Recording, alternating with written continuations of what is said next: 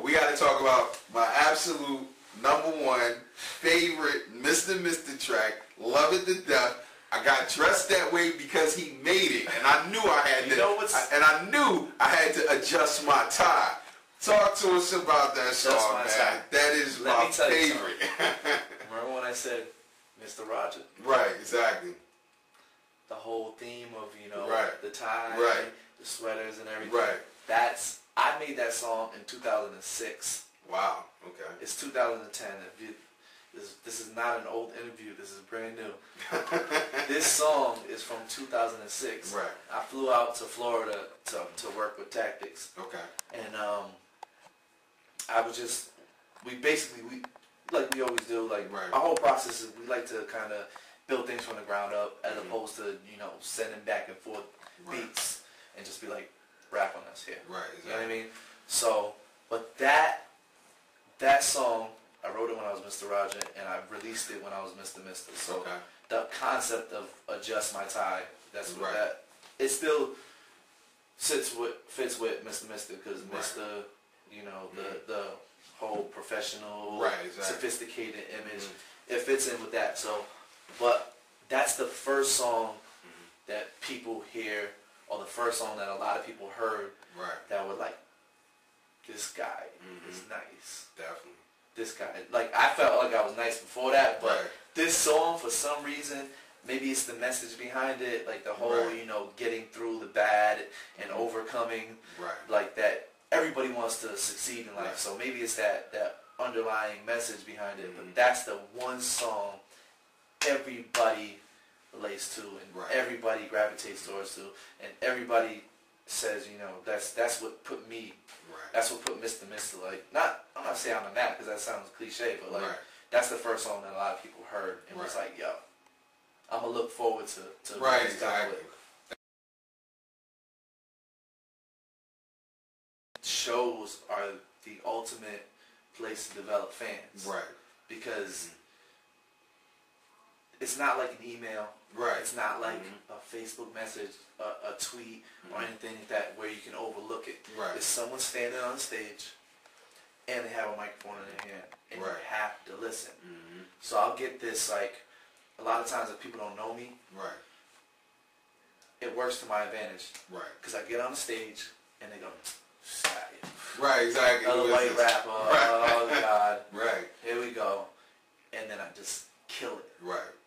That changes everything. Right, exactly. In the first 2 minutes, that changes everything. So for me, being on the road is incredible. I've been on the road, you've done an interview with John Hope. Right. He's kind of like the roadie. It's really me and him in the car. Right, exactly. We drove to Pittsburgh. Right. We've drove all over the place, New Hampshire. I mean, we've done our own separate thing as well. Right, exactly. Being on the road is great. Definitely. Now, you have a song that I always listen to it, because when we met each other before, you gave me your CD, and I always rock to it. It was the last song on the CD. It was called Lucky Me, I believe is the name of it. Now, pretty deep song. Yeah. Pretty deep song. I mean, it kind of told the story of Mista Mista, evolving as an artist and going through different things. And there was you mentioned something about being arrested in it. How did that one incident, how did that define what was going to happen after that? That changed everything. Okay. That changed everything. I don't really talk about it much because it's not I don't really say it in the music, and I don't really talk about it now because I'm past it. Right. But there was a point in my life where, I sold drugs. Right. And I was trying to make money, fast money. Right. You know what I mean? So, but I was also doing the music too. Right. I just didn't take it serious. It was never something, it was just a hobby, freestyle with friends, write a couple songs here and there. Once I got arrested, I knew I was this jail stuff, it ain't for me. It's not for me. I know I can do better in life. And I was in college at the time, so I was just there's too much to risk. I got a couple more years in college. Right. You know what I mean? I really want to do music. Right. I don't take it that serious now, but I'm going to. Right. So, I mean, that changed everything for me. Definitely. Now, if it's anybody out there that's looking to collab with you, looking to get at you, looking to check out your music, how would they go about doing that? www. It's the illest plug ever.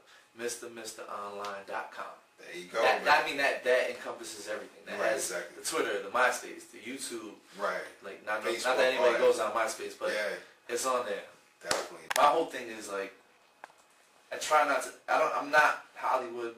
Right. So most of the time you will get a response from me. Exactly. You might not like it. It might be like, I try to soften it up. Right. Sometimes like you want to be like, damn, this joint is whack. Exactly. But I'll be like, you know what? This one's not for me. Right. Exactly. Send me something else. Right. Exactly. Like I seen something recently where Nicki Minaj was kind of congratulating or thanking Eminem for him treating her like a peer.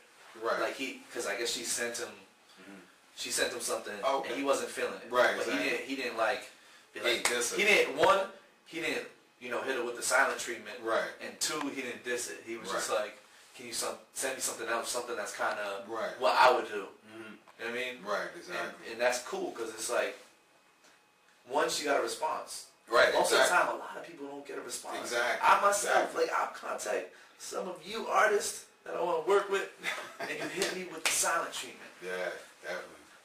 Why? I don't know.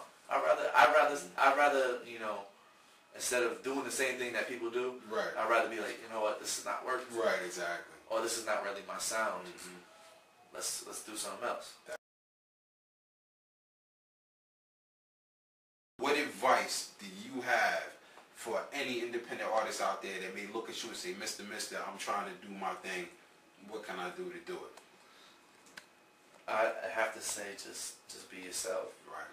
Like being original and being true to you is ultimately like the best thing that you can do for you as an artist, as a person, because people can, or fans can tell when something's not genuine. Right, exactly. And they can kind of like read through the BS. Right. So like as long as you be yourself and be creative and work hard, you'll be alright. Because things don't come overnight. People have to realize, like pretty much everybody I started making music with quit. Okay. Because it's not something that comes overnight. Right.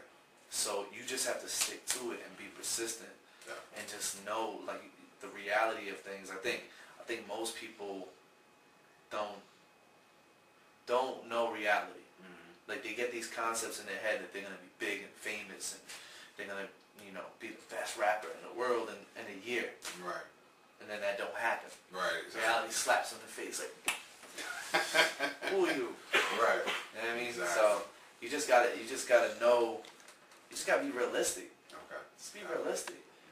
I think even with making music, like you gotta be realistic. You gotta know when something's hot or not. Like I know not everything I write is dope. Right. Exactly. You know what I mean? I'm not the best freestyler. You know what I mean? Like, there's certain things you gotta know, and you gotta know what works and what don't. Right. Like, I think most people, they put on stuff, and they get so gassed up about their own music. Right. And they just think it's the greatest thing since sliced bread. And it's just, you gotta know when something's whack. Like, for me, even when I was growing as an artist to where I am now, there was always moments where I'd listen to the songs, and I'd be like, there's something missing. There's got to be something better. Either beat selection, tonality, like something's got to be better. Right. I think those are good things to know. Definitely. You just got to know those kind of things. Dude, I appreciate you taking the time out for us to sit up here and talk to us, man. Is there anything else you want to tell the people before we go ahead and get out of here? I think I do that every interview. Hey, no problem, man. Go download No Greater Love. Definitely. It's very solid project. I think most people can relate to it. It's my whole thing is like I kind of like to be in the middle, like find that happy medium between mainstream and underground. Right. Exactly. So it's still lyrical, but it's like girls can relate to it. Men can relate to it. It's a great.